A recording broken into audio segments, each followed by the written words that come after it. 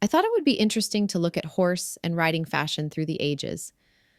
I started looking around and, as usual, went to the French National Library and accidentally found a book filled with amazing images. It turned out to be a commemorative book recording with text and colored engravings, the Grand Carrousel of 1662, which was a massive carousel in the courtyard of the Tuileries held in honor of the birth of the son of Louis XIV. I thought it would be all right to start at the high point, so here is a representation that shows horse and rider costume at somewhat of a maximum, as one would expect from the Sun King. I was wondering how we got to the place where we had hundreds of horses in carousels and went looking for beginnings.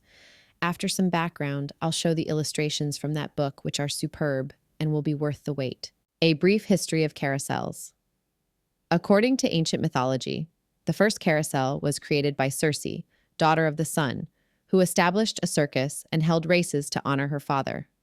Another theory suggests early carousels celebrated the sun's daily journey across the sky. The word carousel likely stems from various phrases meaning chariot of the sun. Among Greeks, Romans, and Egyptians, carousel celebrations were highly significant events.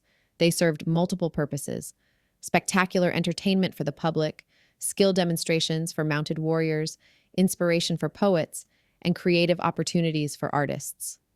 While these events initially held religious significance, they eventually became primarily entertainment.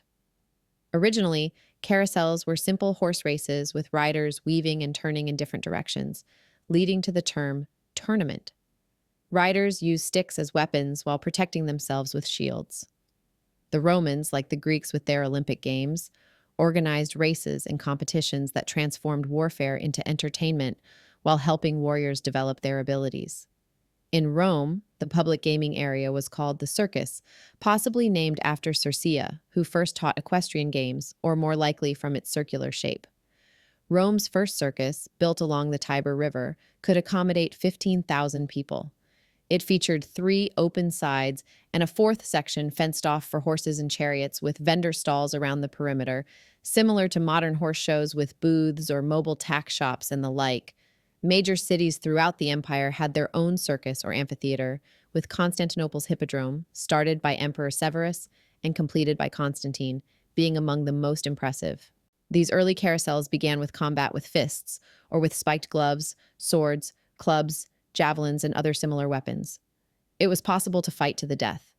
After all the bloodshed was done, the second circus games were chariot racing using teams of 2, 4, or even 6 horses racing around an oval. Other games involving the chariots were to jump on and off of them at full speed. There would be other games of skill, throwing a puck a distance or throwing weapons at targets again at full speed. The chariot racing would be then done as a team competition, and finally, there would be racing on foot. Chariot racing reached its peak expression at the Circus Maximus.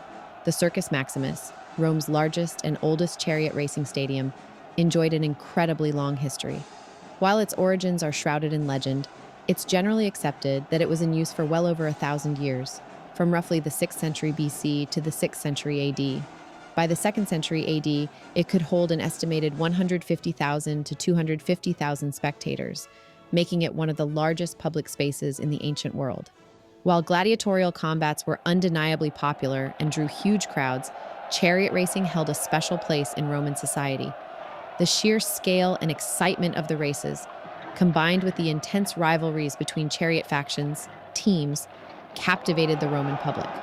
The track itself was 621 meters long and 118 meters wide. It had a central spine which the contestants raced around.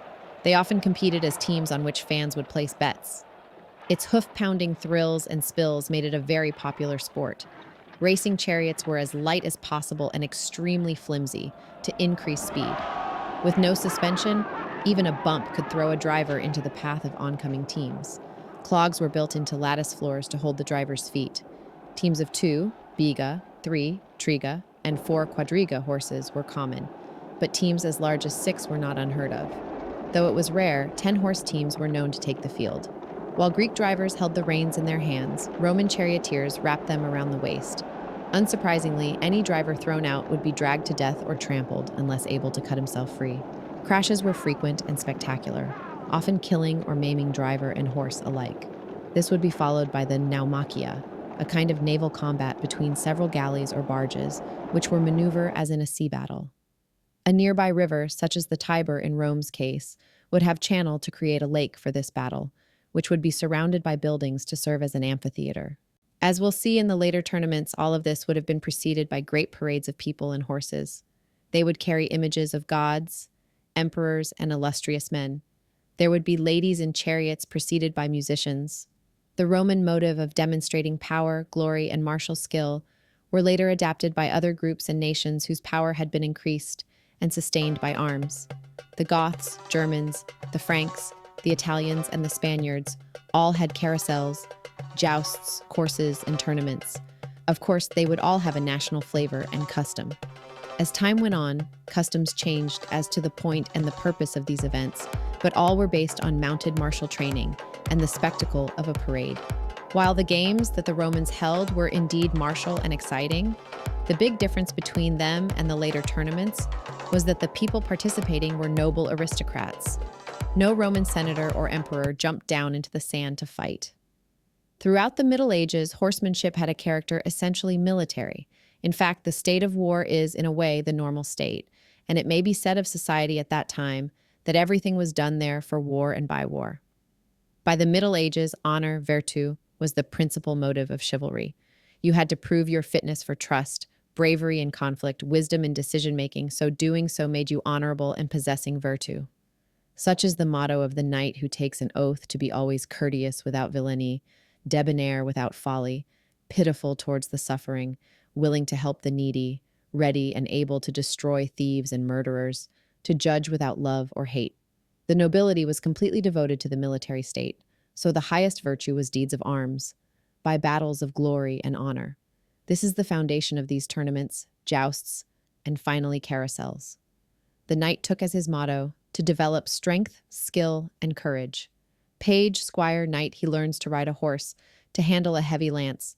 In a word, to be ready to serve anywhere and at any time, his God, his king, and his lady, as we will see in a later installation, which will show how this same military honor and virtue, which had to be constantly demonstrated and drove the development of manège riding and the creation of haute école equitation, still shown in the Spanish riding school today.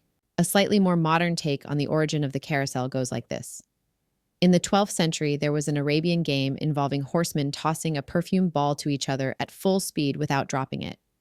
This game served as a training exercise to enhance dexterity and hand-eye coordination while riding. The Italians, upon witnessing this game, named it Carosella, meaning little war. I tried over and over to find images of this mounted exercise, to no avail. I'm showing images of as close as I could get, chovkan, a precursor to polo. Still superb military training and, of course, training of the horse as much as the rider. The game eventually spread across Europe, adopted for training purposes by both Italians and Spaniards, who named the same game Carosello. Another military game that was popular with Arabian riders as well as Europeans was ring jousting, where a rider at full speed would have to spear round hoops hanging on a line with a lance. The influence of Arabian cavalry techniques on European knights is well documented. Arabian horsemen were renowned for their riding skills and cavalry tactics, which likely influenced various aspects of European equestrian practices. They rode in a very different style with lighter armor and more speed. Their concept of furusilla, horsemanship and chivalry, influenced the development of European chivalry. The idea of a code of conduct for knights, emphasizing honor, bravery, and loyalty, was inspired by the Arabian warriors' code of conduct. The Arabs and Berbers had successfully invaded the Iberian Peninsula in the 8th century. There were many periods of fighting for 700 years until Ferdinand and Isabella drove them out after the capture of Grenada in 1492. They brought their Arabian and Berber horses, as well as their light, fast, highly maneuverable fighting style. The next 8 centuries produced a great cultural and martial mixing and blending. The Berber horse, or barb as it's known, was from the same genetic stock as the native Iberian horse, the Soraya, as they had migrated back and forth in prehistory when the Straits of Gibraltar were more of a land bridge to a degree than in modern times. The Iberian horses had been developed for centuries to be used in war, and the Iberian had developed a unique style of riding. The Roman philosopher Claudius Ptolemy wrote a geography of the world in his time, which was around 140 AD. He states that Spain had always been noted for the swiftness of their horses, ridden beautifully by lightly armed horsemen who grip with their knees.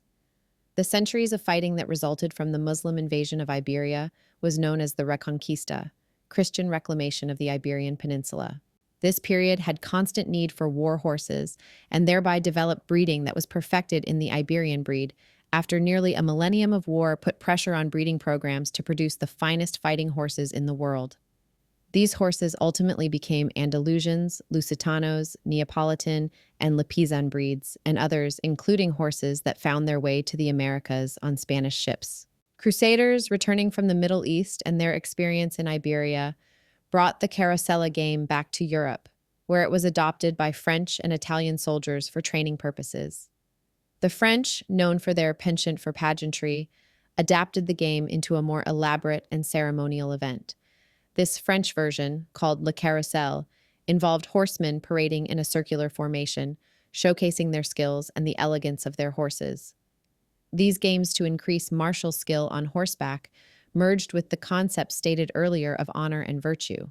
The creation of knighthood was in the 11th century, and the warrior knight of that early time was supposed to epitomize the honor of the baron or prince that was their feudal overlord as well as his own.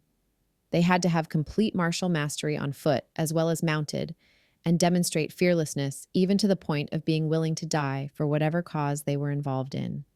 The tournament evolved to express and develop martial skill. Games were military training exercises meant to develop skill and dexterity, and to some level teamwork for the humans involved, but for the horses as well. Games common in tournaments were jousting, ring, jousting, the mêlée à cheval, and quintain, a training exercise where a knight would charge at a rotating target, often a mannequin or shield, with a lance. The goal was to strike the target accurately while avoiding being hit by the rotating arm. The quintain integrates core aspects of both sport and skill development. Physical prowess must be matched with technical mastery and mental focus. Success in the games requires a fusion of the rider's abilities with the horse's agility and willingness to respond instantly to commands at high speed, just as success in war. This synchrony encapsulates the essence of equestrian arts. Mounted archery, certainly an important military skill and also used in hunting. Hunting itself was considered a training exercise for military skills. Even Xenophon in 400 BC prescribed hunting with hounds as a training exercise. There are also the famous images of Ashurbanipal lion hunting from horseback. War horses had to be able to negotiate any terrain or obstacle. Our jumping sports evolved from hunting. Dressage was a training system evolved from war maneuvers. If you think about it, our 21st century equestrian competitions all have their roots in mounted martial training. Now that we're back in the 21st century, we'll leave the tournament for now and work our way toward 1662 next time as we see the development of the warrior knight into an aristocratic courtier and the war horse develop into a dancer.